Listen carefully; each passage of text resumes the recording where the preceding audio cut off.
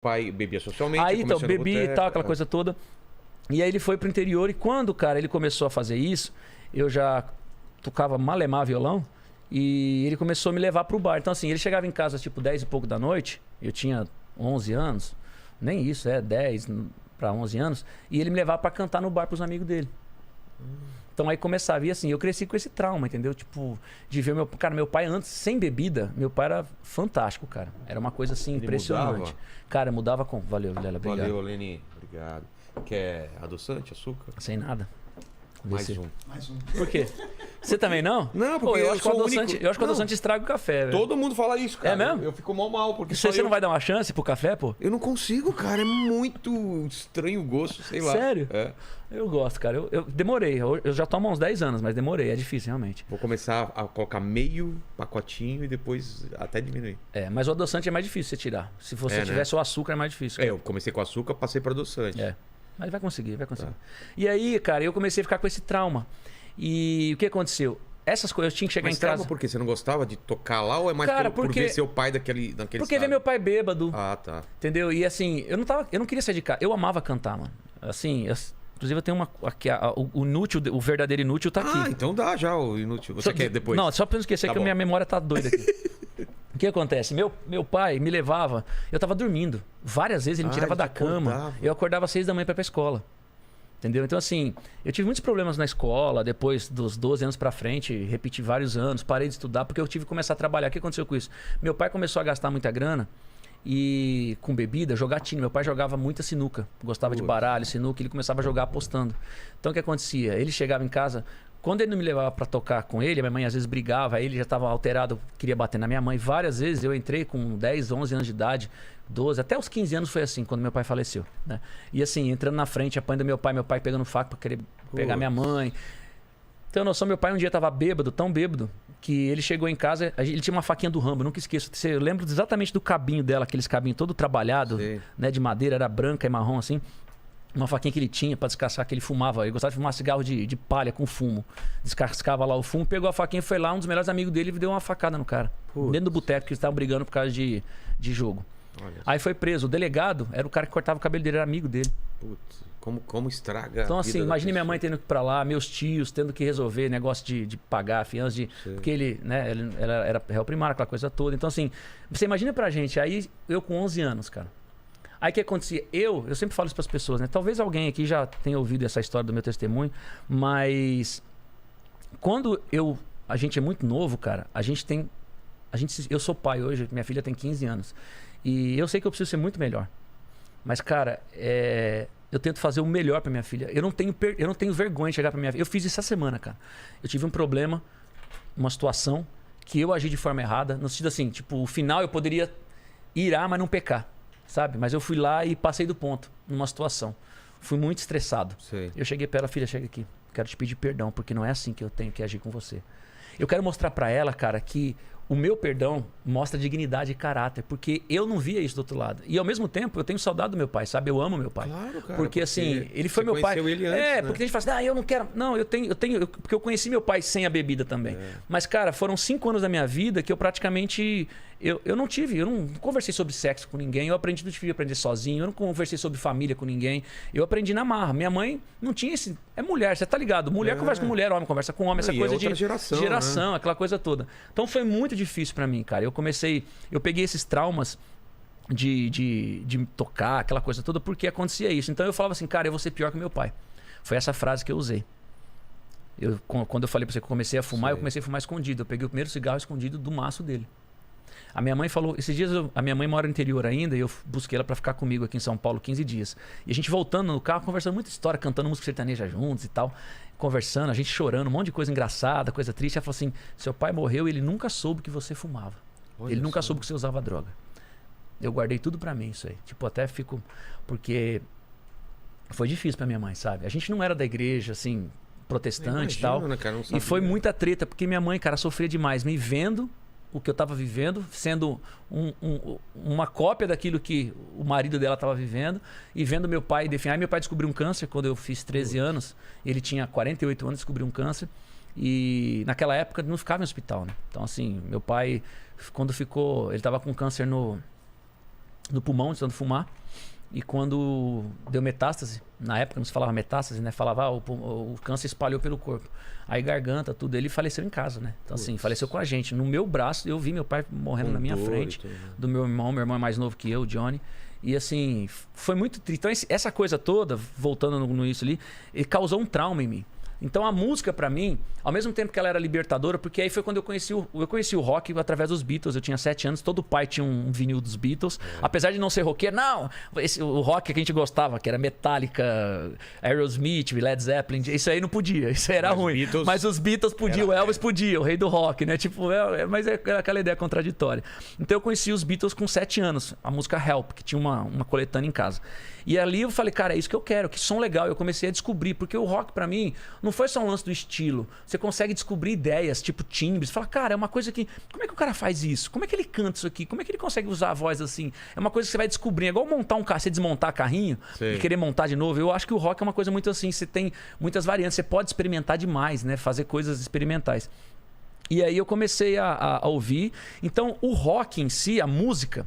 Eu começava a ouvir demais e começava a querer tocar as músicas, as bandinhas de garagem. Aquilo pra mim era libertador. Mas ao mesmo tempo, quando eu vi esse lado com meu pai, essas coisas que aconteciam, por mais que eu brigasse, que não concordasse, mas eu sempre respeitei muito, sabe? Por mais que eu visse tudo acontecendo, cara, eu nunca levantei a voz pro meu pai, nunca levantei a mão pro meu pai, sabe? Porque a minha mãe me ensinava isso, independente do que for. A minha mãe falou assim, olha, eu sei das coisas que aconteceram. Seu pai nunca me bateu de dar um tapa na minha cara, mas ele sempre veio pra cima e coisa assim. Mas assim, eu sempre tive essa ideia.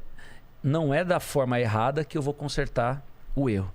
Entende? É da maneira certa. Dois então errados assim, não faz um certo. Não faz. Ela pagou o preço, cara. E assim, o exemplo da minha mãe me serviu tanto pra vida que eu tenho hoje, cara. Mas assim, a força que ela teve que ter, né, muito. cara? Minha mãe trabalhava de empregada doméstica com varizes, cara. A perna da minha mãe, o médico falou, você teve... Quase assim, ao ponto de você perder a perna, porque estoporou uma variz. Nossa. Era assim, de verdade, mano. Dessa altura, assim, ficava bem na região do joelho aqui. E ela ia trabalhar de empregada doméstica naquela época, a pé no interior, aquela coisa toda. Então foi uma fase sofrida pra mim. Eu lembro da música como uma libertação no estilo que eu ouvi. Por isso que o rock foi bem legal pra mim, porque quando eu falei, eu começava a pirar. Então eu comecei a formar banda. Eu vi até uma vez que o Paulo Ricardo veio aqui. E, cara, a primeira banda que eu imitei, que eu fui atrás do rock, foi o RPM em 85, cara. Quando eles estouraram. Em 85 ia fazer 11 anos. Então, assim, eu fiquei com aquela ideia. Eu fiz aquele baixo triangular. Eu peguei as madeiras, eu peguei as ripas. Ele tinha aquele baixo de triângulo. Eu fiz com madeira, peguei um monte de barbante. 4 barbantes, peguei um cabo de vassoura e fiz, cara, o negócio. E a gente colocava o LP na sala e ficava na varanda. Eu e meu irmão pegou meu irmão é baterista, pegou as baqueta? Não, que baqueta. Pegou as bacias da minha mãe de latão que tinha. E a nossa casa tinha era um muro e o muro depois quebrou. Então tinha um portão, era vazado. Mano, imagina os vizinhos. A gente ia apanhar várias vezes por causa disso. A gente colocava o 3 em 1 no talo do RPM e ficava dublando o som. Eu falei, então o povo passava na rua. Falou, os malucos aí. Olha os filhos da Dita, os filhos do maluco e tal. Então, assim, eu amava esse Disfarce, nem me viu. Você fazia aquela voz rouca também? Não, ele canta bem, eu gosto dele pra caramba. Mano, muito. Eu gostava dele cantando pra caramba, inclusive. E aí, cara, eu levei esse lado pra esse lance do rock, mas ao mesmo tempo essa parte do meu pai me trouxe esse trauma. E o que eu fiz? Eu falei assim, não, eu vou ser pior que ele então. Aí foi quando eu comecei a fumar. Mano, com 12 anos eu fumava 60 cigarros por dia. Porque pra mim não foi uma coisa assim... Por dia? Por dia. 3 maços. Meu Deus. Ainda são 20 cigarros por... Acho que são, né? Acho que são. Eu nunca fumei, eu acho que são. Tipo, cara, é a pior desgraça que você pode ter, cara. Eu sei que tem gente que fala, cara, é uma droga, te destrói. Eu perdi meu pai por causa disso, né? Meu pai também tava com cirrose, mas o que o matou foi o cigarro, foi o tabagismo.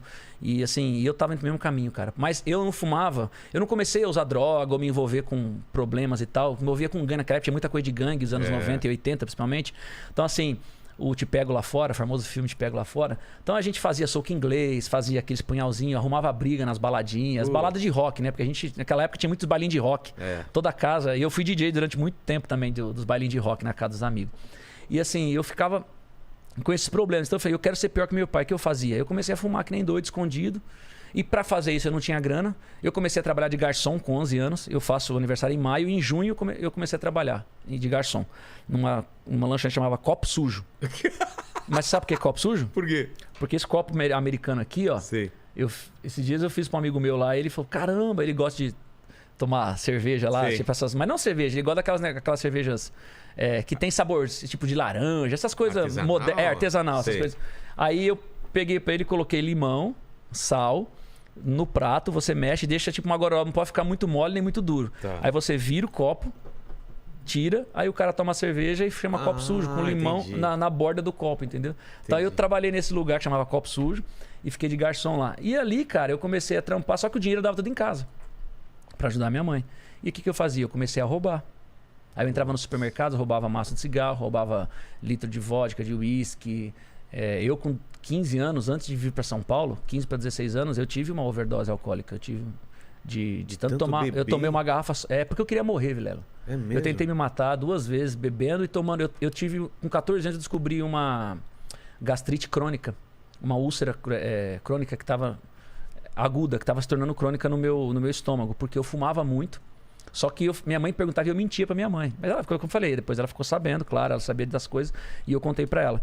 E eu tomava um remédio chamado Tagamet, era um remédio muito forte pra estômago. E uma vez eu tava muito mal, muito deprê, muito chateado com tudo. Com tudo que acontecia, cara, eu já sou introspectivo. Sabe, tipo, tô conversando aqui porque a gente tem entrevista. Mas eu, por exemplo, a gente comentou aqui que quem me apresentou a esposa foi o nosso amigo Lene aqui, Você é o barra responsável, Anselmo. então. Mas exatamente por isso, cara, eu não tinha coragem de chegar nas minas, Você era tá ligado? muito tímido. Muito. Sou até hoje, cara. Por isso que eu falei que a música me deu essa abertura. Hoje eu falo na música, eu sempre falei o que eu acredito na música, mano. Quando eu conheci Jesus, eu não consigo falar de outra coisa a não ser dele. Só que eu não preciso falar o nome dele explicitamente em alguns momentos. Como eu já fiz isso no G3, mas também falo, mas não tenho vergonha de falar dele. E também não tenho medo, tipo assim, se eu tiver que falar de Jesus, minha música não vai vender. Eu não faço isso por causa da venda. A venda é uma consequência pra mim.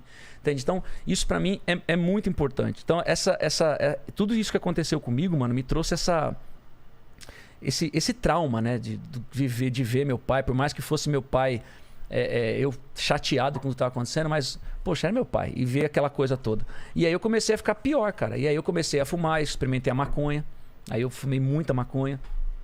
Experimentei uma vez só cocaína, nunca mais, não rolou, graças a Deus. Ainda bem, né? Mas foi um pouquinho da minha conversão, mas bebia muito, Vila, bebia muito. E aí, nesse dia aí, a gente fez uma aposta, eu tomei uma garrafa todinha de vodka, com o Hi-Fi que chamava, né? O Fanta lá.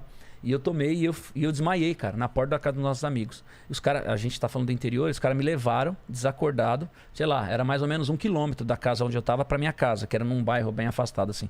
E me deixaram na porta de casa, mano. Bateram o palmo e saíram correndo. O quê? A minha mãe desesperada, eu passando mal, começando a vomitar. Aí um vizinho do lado que tinha uma loja de discos lá na cidade. Acho que era Toninho o nome dele, eu não me lembro. Ele era nosso vizinho. Eu lembro que eu até comprei o Dirt do Alice in Chains com ele. E a minha mãe gritando, chamando ele e tal. Ele me levou pro hospital. Cara, eu fiquei internado quase 2 dias, cara, tomando glicose. Os médicos falaram, eu tinha 15 anos. Falaram, o seu filho não foi embora por um milagre. Cara. E te passava pela cabeça mesmo? Tipo, quero mas ir embora? né, porque assim, eu não queria me matar. Mas pra mim não tava nem aí, mano. Entendi. A vida não fazia diferença pra mim, entendeu, Guilherme? Não faz diferença. A vida não fazia diferença, mano. Mas Por você isso... amigos, não tinha amigos? Os meus amigos gostavam da mesma coisa que eu, cara. Entendi. Entendeu? A gente gostava da música, mas a gente gostava da droga, gostava da bagunça, gostava de beber pra caramba, entendeu? Só que aquele negócio, eu não gostava de beber porque eu gostava de beber.